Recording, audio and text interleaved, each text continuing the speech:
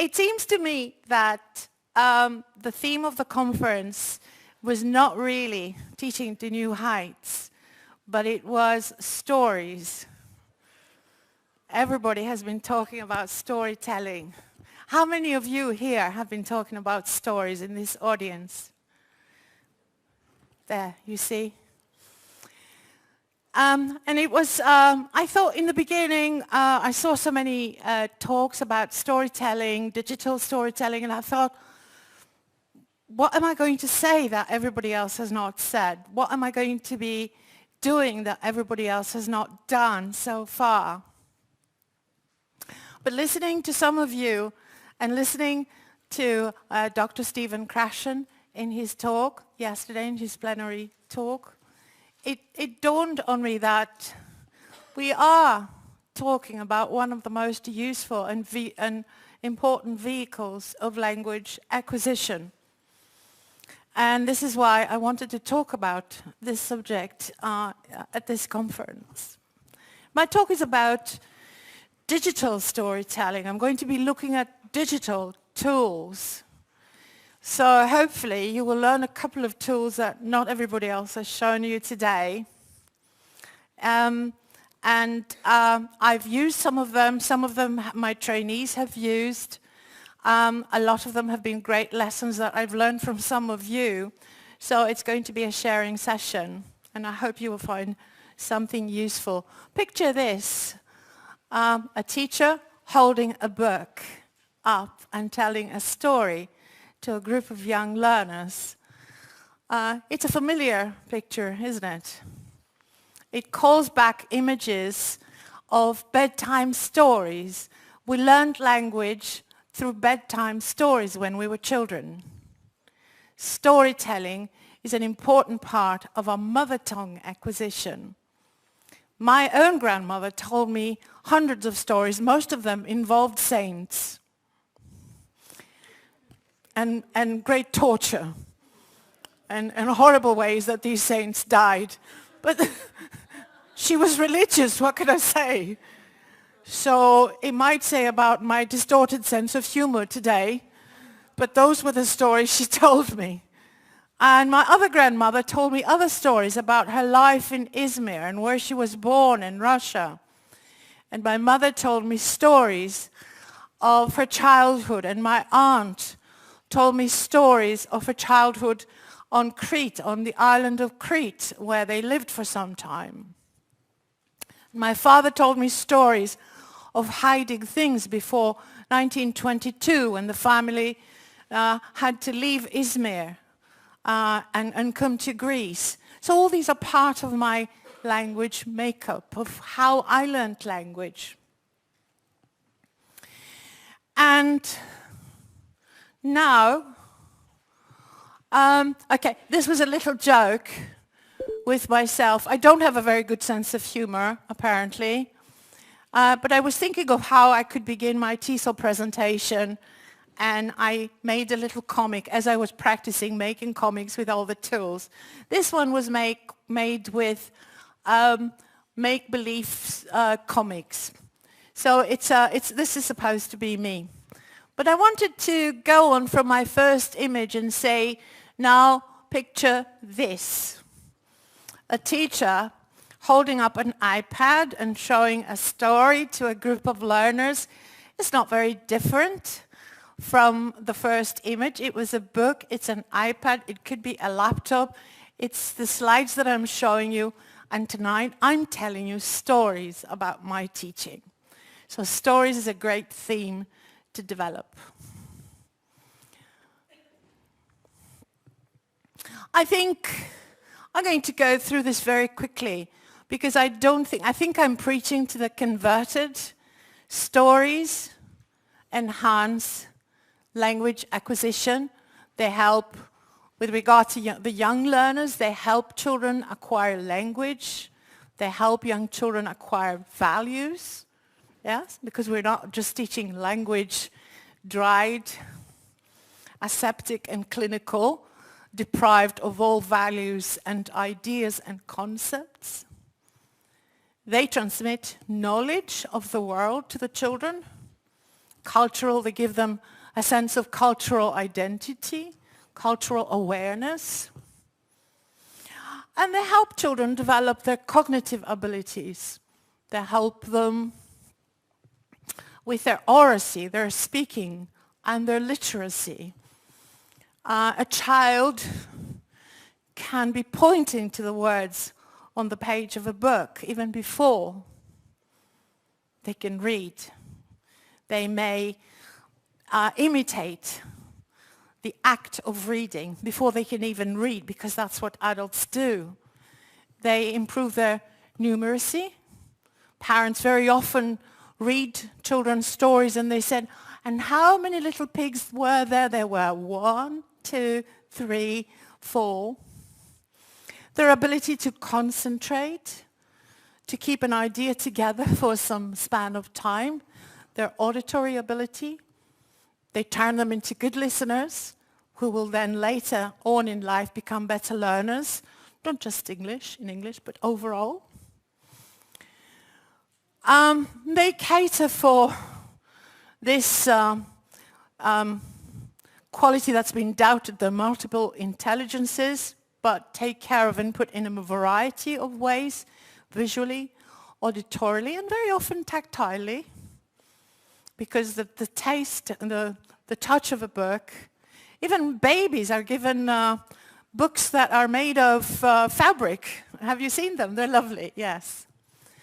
They develop their critical thinking and their creative thinking abilities, I think.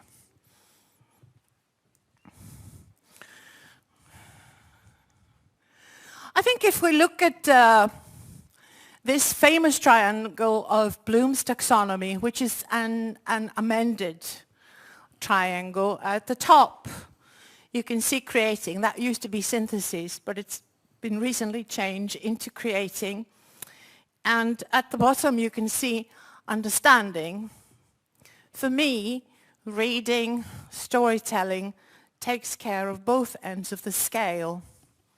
On the comprehension level, the understanding, listening, reading later, and at the top of the scale, creating stories, telling stories.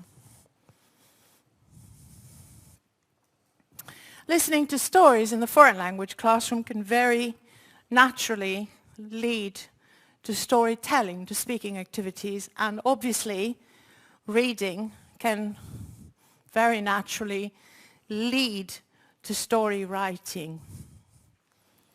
So, for those of you who are thinking of homework as well, because you live in a world where you have course books, you have curriculums, you have parents and so on, I think stories can create the kinds of homework that are much more motivating, they're more purposeful for children, they're more meaningful, they're more challenging but also doable. They're stimulating and creative. I think I'm going to show you this one because that one was a pretty picture, but it wasn't easy to read. I think there's something that students can take pride in and something which showcases their acquisition process. You can see how far they're progressing through what they have produced, the quality of the writing, the quality of the telling. I'm going to show you a couple of ideas of digital activities for those of you who are interested in the digital aspect, although I must confess that a lot of what I'm saying digitally can also be done non-digitally. If you don't have facilities that would allow you to use a laptop in the class and projector, although most of these things can be done with just a single laptop and not even a projector, they can be done also. A lot of these ideas can be pulled together with paper, images, pictures, drawings, and words on paper. So I'm going to show you a couple of ideas from some tools that I like.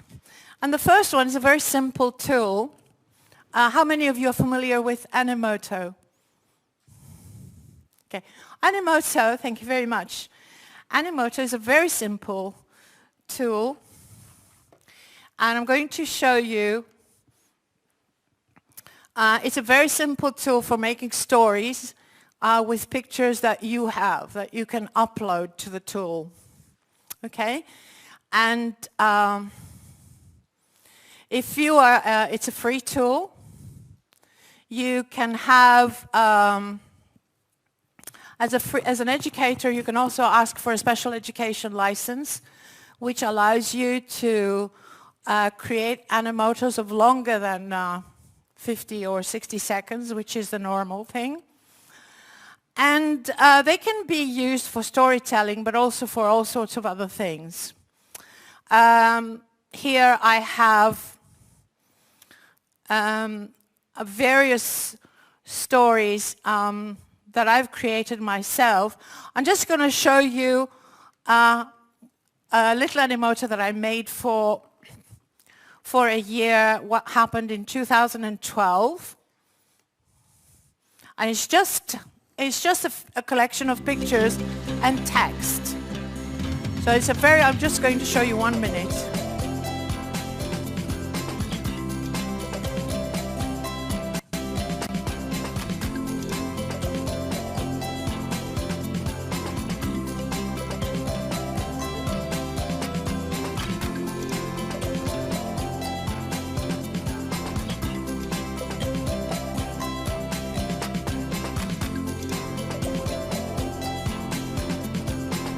So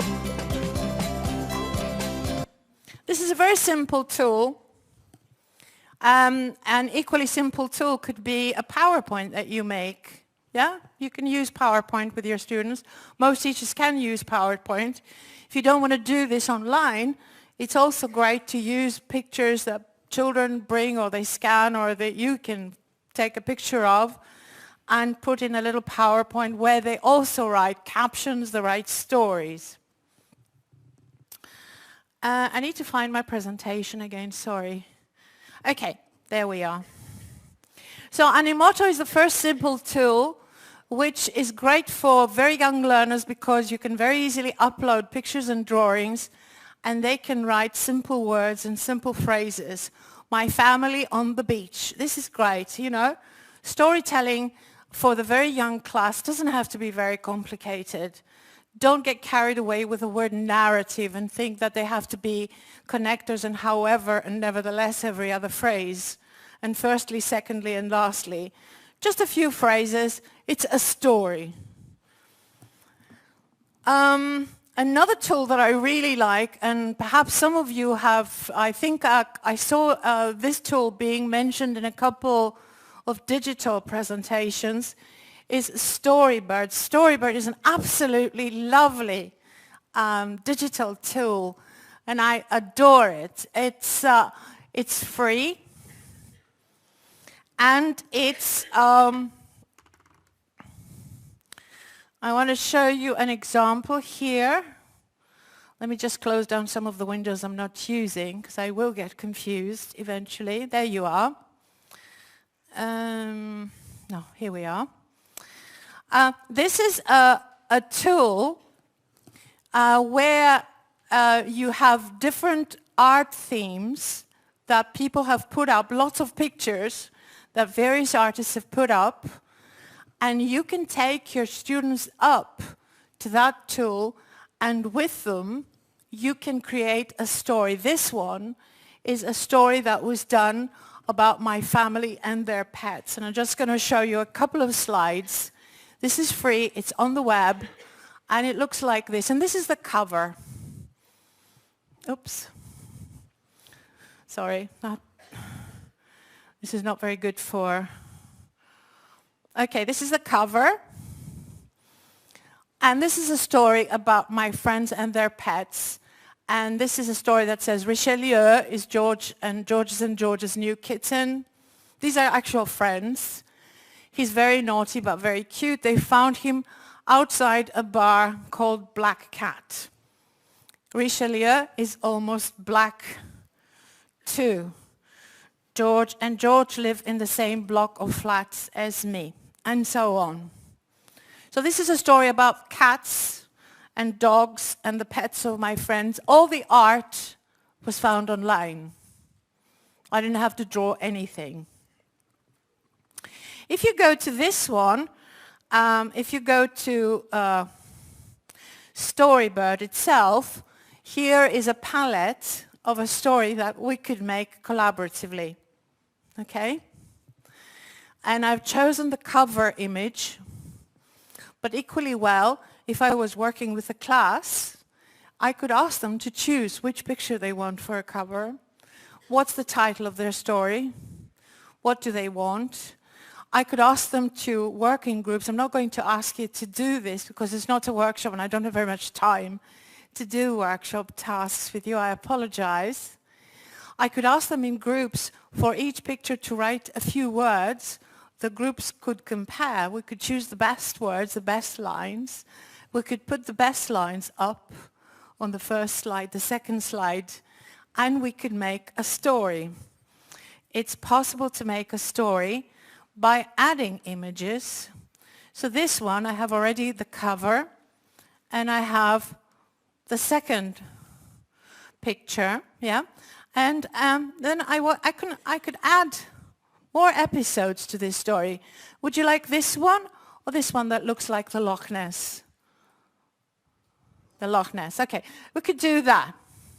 So we have that now, and the picture can generate ideas in the class, and they could write a few lines. This is the beginning of the story. Now, a class can imagine how the story can go. They could say it's about an explorer who was looking for the Loch Ness monster, or it was about something else. And then I could go to the next. I could add another image where I could say, do you want this one, or do you prefer this one? Or shall I put that one? Oh, I like that one with the monsters. And they might like this one and put some words in it. So eventually we make a little book.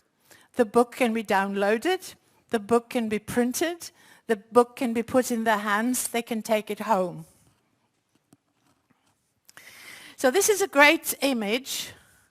And one of the ways that I like to use this tool is what I call a picture karaoke. And you can do that with other kinds of images as well. I choose some images and make my slides. I have them ready. Or I choose some images and then I show an image for 20 seconds or 30 seconds and say, write something about it. And then I'll show the next one and then the next one. And for 30 seconds each time, the class can be writing something. And then at the end, we'll replay the images and the students can collaborate and choose the best phrases to make a collaborative story. So these activities generate collaborative storytelling. And they can be great fun because they can be quite crazy and paradoxical. And kids love the crazy and the paradoxical. They don't want really nice, neat little characters who kiss their mother goodbye every morning. They want people who look for monsters, who are very smelly, and so on and so forth. And who make loud noises, and who laugh loudly, and so on and so forth. I don't know if you agree with me. Do you agree? Okay, children's humor is very different to ours. It's not subtle. If you're going to be funny for a child, you've got to be so outrageously obvious. And, you know, if someone is mean, they've got to be really horrible. You can't be just wishy-washy mean. Okay, so lots of ideas are out there for young learners. I'm going to show you a couple more tools in a minute. But I want to talk a little bit about adults as well. Because storytelling is not just good for children, it's good for adults. And I think we all feel compelled to tell stories. And I'm using the word that Dr. Krashen uses for his compelling reading. I feel that we are compelled, most of our human communication on a daily basis, we tell each other stories. I came in the morning, I tell you how my bus was late, or how I lost something. These are all stories of our lives that we tell each other. Our news are stories that we tell each other. Stuff that happens to us, funny, strange, serious. We share stories all the time. So we need to teach our learners to tell stories, and storytelling is a great way of not just acquiring, but also using language.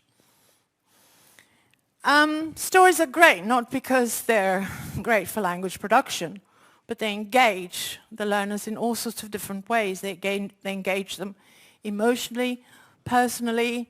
They mobilize very large areas of language. They're not kind of grammar specific. They combine all the scales, and they are more memorable than coursebook characters who no one remembers.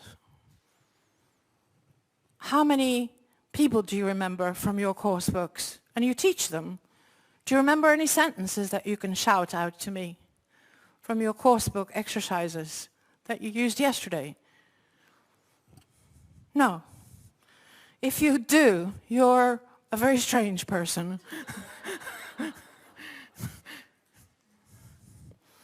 And the question that very often people tell me, oh yeah, well, okay, but why digital? I think that's a decision you have to make on your own. I'm just offering the tools. As I said, a lot of this stuff can be done with simple pen and paper, with drawings, with pictures, with students on the floor, drawing with crayons. I don't care how you do it. The storytelling is in the heart of it. I'm just showing you a few more tools. I think maybe with adults I could say, okay, I think adults are more difficult to engage because we're no longer in this time. We no longer sit around the fire. We no longer relax. Families don't get together. We don't get together with our friends. So we tell stories in other ways. We tell a lot of stories digitally. I tell stories on Facebook. I read your stories on Facebook, your updates, what you're engaged with, what you're interested in at the moment. And also, with adults, stories can be rehearsed. They can be more satisfactory for the learner's communicative needs. I apologize for this very heavy text here. It looks horrible. Sorry. They are a more concrete evidence of progress than, tests and counter-tests. I think digital homework is more likely to be done by adults. They're more interested. They don't care so much about going right off writing little compositions. How often do you write compositions? They're more likely to be motivated to be doing other things, like also they form the basis for great presentation skills, which we all need to do in one way or another in our life, in our professional life. And maybe also for me, they do offer the basis of good report writing. I think also the final point is that in terms of the interpersonal skills, they can help adults maintain good social relationships and interpersonal relationships. When you're learning a foreign language, people teach you how to do this, how to do that, and the social chit-chat and the small talk of making contact, human contact outside the job with people is stories. It's, your life, telling people about your life. Okay, maybe some other tools might be more in order for adults rather than, Storybird. And the news is a good source, and video. I have here an example of a lesson, which we're going to go through very quickly. And that could generate a story writing activity, and then later on a reading. Dr. Krashen, who happens to be in this room. That's why I'm mentioning your name so frequently. No, because you did say some things that are very relevant, and I'm using some of your terminology. That's until I create my own. I think what he's talking about is compelling reading of our own. I'm compelled to read something that I fancy. Personally, I think this is fine, but I think we can also create compelling reasons for our learners to want to read things that they didn't plan or were compelled to read anyway. I believe the teacher has ways of getting the learners motivated to read things that they might otherwise not choose to read, but we can make them compelled to read. We can make them curious.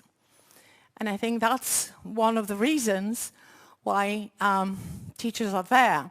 They're not just there to watch the learners read compelling stuff and have chats about them. So here's one activity that might get the learners to read something. And it's, first of all, you show them maybe a headline. TV reporter speaks about speech problem at Grammys.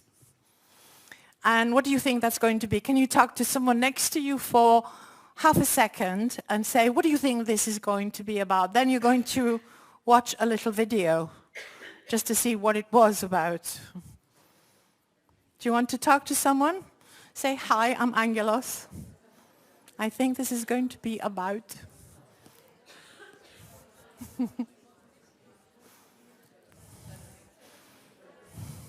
Okay, enough. Ase, φτάνει. Let's see what this is about. And backstage coverage we're seeing for the very first time. So read. Well, a very, very heavy rotation tonight. We had a very Darrison fight. Let's go ahead, Terrace Chase English for the bit. They had the pit. What was that? Okay. Would you like to see that again? Right. Just to understand. Oh, sorry, I don't want this one. And backstage coverage we're seeing for the very first time. So read. Well, a very, very heavy rotation tonight. We had a very Darrison fight. Let's go ahead, Terrace Chase English for the bit. They had the pit.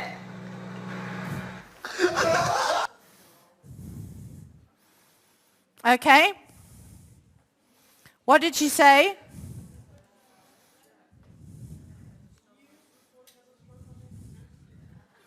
She had a stroke? Actually, you're not very far. Was she saying something of significance?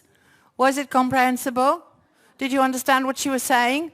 Was she using English? No. Okay, as the basis for a lesson, this generated all this kind of talk with the learners, and eventually they produced this.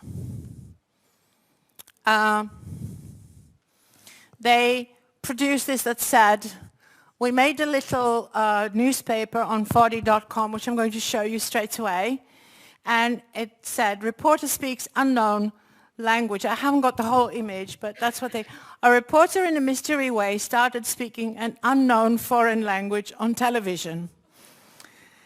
She was reporting the news about the Grammy. I can't remember what they said. Speaking this language, the linguists are still trying to discover this language. Some people say it's from another planet. This was something that a class, after group work and correlating and collaborating, they got together. They took that, they did that little paper on 40.com, which looks humongous here, and that's because of this. 40.com is a place where you can input the title, you can input the text, and it will make it look like a newspaper, and then you can print it or embed it on your blog or your website, and it looks like it's newspaper news. Okay. Later, this class was told, okay, now do you want to really know what happened to this reporter? And they read the news, this news report, which said that probably the woman had a minor stroke on the air, and they also then watched the next video on YouTube in which she herself speaks about the incident that happened to her on air. This was very interesting to the class. This is what she's saying. I was sitting on loud track, I started to think the words on the page are blurry, she couldn't see, blah, blah, blah. So that was what they read and the comprehension task for the day.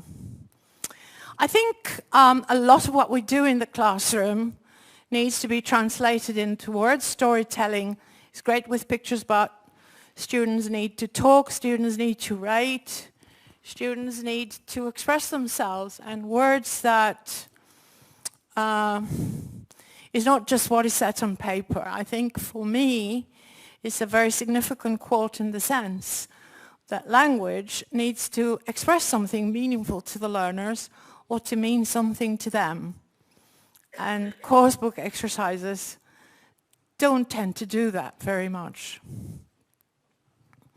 So homework that's like of this kind might be more interesting to them. This is a page that leads us to a website. Hang on a minute, sorry. No, that's not the guy I wanted to see right now. Yeah, I'm looking for Voxopop. I'm sure it's here, but everything got scrunched up when you know. Ah, there we are. Okay. This is a great example of a teacher who set a piece of homework to the class, and they go to this website where you can create a speaking group, and you speak the task into the microphone, and the class logs on, and they record their homework. So this is the teacher, and he says, I would like you to click the following link and listen to Adam Wade tell a story. Your response to the following questions will be used during class conversations about Unit 8 about storytelling. Questions. So he's giving them some questions, okay? I'm not going to... Hi Jim, hi everybody. This is one learner. My opinion about the video of Adam Wade. I would argue that this story is a reality for many good guys who have dreams in life, but often must give them up early. This is another learner. Hello. Hi Jim, hi classmates. In this occasion, I will say my...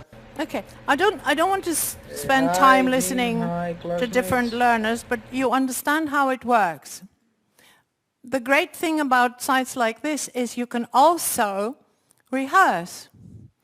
This is a very low-level class, and obviously that's the level of progress, and they don't sound very fluent, but they can go back and record and re-record. They can rehearse their story and finally record the version they're happy with. Other websites like this, a great website that you may have seen. How many of you are familiar with VoiceThread? I know Sue is, and a couple of you. Oh, great. Okay. VoiceThread is another wonderful website for this kind of digital storytelling homework. And this is a word cloud that was used in class to predict the content of a story. And there's a Rolls-Royce image and something that some elements of a bank. The words collateral, Rolls, laugh, fortune, worth, worked, and so on and so forth. This was an adult class.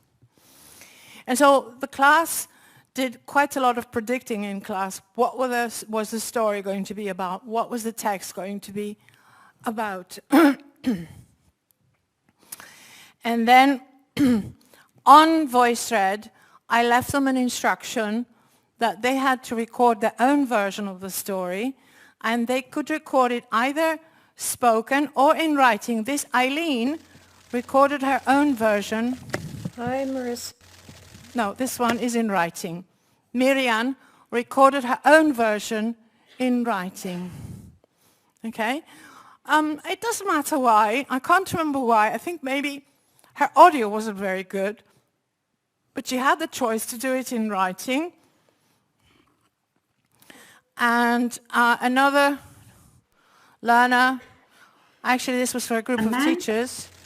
Eileen is a non-native. Hi, Marissa. Here's my attempt. I hope the real thing's much more interesting than mine. A man walked into a London bank to request a loan to buy a new Rolls-Royce. He told the loans officer that although he had not worked for some time, he was good for the money and was going to be worth a fortune someday soon. The banker was puzzled by the man's request and didn't see how his plan to borrow the money would help earn his fortune. The man explained that the car would bring a little joy into his life, and he had heard that people who enjoy life and laugh often are successful. I think Sylvia Guinan, who is also a speaker here at the conference, did something there herself. Is Sylvia around? No. Okay. So at the end of this, I recorded the actual story that I was going to give them. And I also emailed it to them. And the story went like this. This woman borrowed £5,000 to go to America. And they said, what's the collateral? And she said, I have a Rolls Royce. I said, okay, we'll take that. And they took the car and they parked it in the bank garage.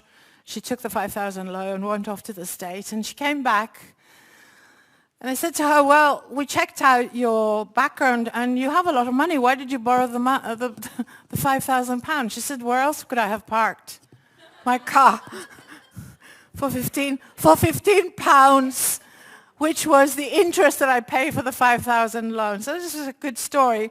And it was done with a group of people working, doing an ESP course, a business English course. So they appreciated it. And then they discussed, would that have been possible in a Greek bank? Never. First of all, they don't have parking lots. Okay, here's my presentation back there. Okay, so we looked at VoiceThread. I think also maybe it might be a good idea not to forget humor and creativity, and also the fact that storytelling is not only about heavy loads of narrative that's well connected and very articulate and very vocabulary, sophisticated or rich. It can be very simple lines. It can be also, it can be a little joke, a little anecdote. It can be a little dialogue, because sometimes when we tell stories, we also use dialogue, don't we? And I wanted to show you, this and similar sites are very good for adults. This one is called Bombay TV, and one needs to be quite careful with it, of course, because it shows a lot of Indian films, a lot of Bollywood video clips. And what the learners can do is they can write new subtitles in English, or if you notice up here, I don't know if it's visible, but this is a microphone. They can record their own voices above the voices of the actors, and they can either record narrative or they can record dialogue.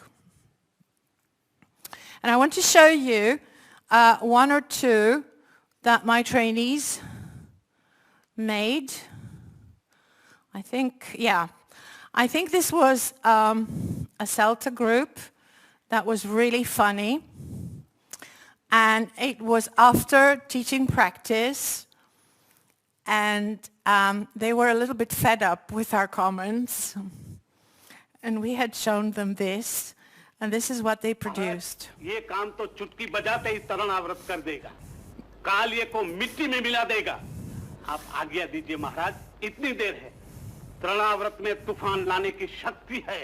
अरे कालिया तो क्या, सारे गोकुल का सर्वनाश कर देगा। क्या कहते हो तुम? हाँ, चलो शीघ्र चलो। Now this was a story, and it was a really funny one, and it showed how they felt about teaching practice feedback, and it was a good message. What do you expect me to do, learn it all in 2 weeks? And it was actually a great, it was very funny. Another one that we made for a friend who was about to get an Elton's Award. This was this one.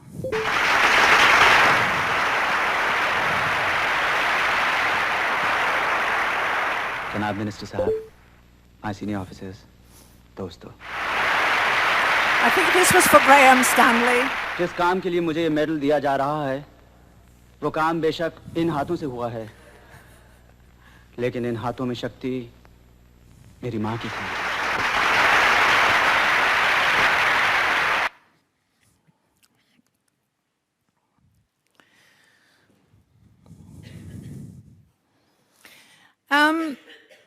I think there are various things we can do with digital stories. We can present language. They can be tools for presenting and highlighting language, if that's what you want to do. They can be interpreted and dramatized in class, and you can do drama activities with them. You can dramatize a reading, for example, and turn it into a play, and that's a great storytelling activity. The students can create their own stories, and that involves speaking and writing. They can be the lead-in activity to reading or listening lessons. They're kind of natural part of task-based learning because you can use storytelling, and then the students can actually read the story themselves and be compelled to read it. They generate creative thinking and critical thinking, I think, and they are part of what we call, it's holistic learning. It's not little chunky itty-bitty bites of grammar McNuggets. It's language seen as a whole. It's language to express meaning. It's language to express emotion and to communicate. And I think for adults, some of the same things hold true, that hold true for young learners. They promote language acquisition, cultural awareness, social awareness, motivation, and oral and written fluency. And they can help them be more confident, learn to socialize more effectively, to be able to use sustained talk. You know, talking for a length of time is not easy when your course books encourage only question and answer sequences or yes, no, you know, little fragments of conversation. Sustained talk needs practice. They help concentrate, the learners to concentrate, enhance auditory ability, critical and creative thinking, and if you like, they combine a number of media to generate different stimuluses for the learners. I think we feel compelled to tell stories, and stories are the placeholders of language. And if we don't have stories, language tends to slip away and be forgotten. Thank you very much.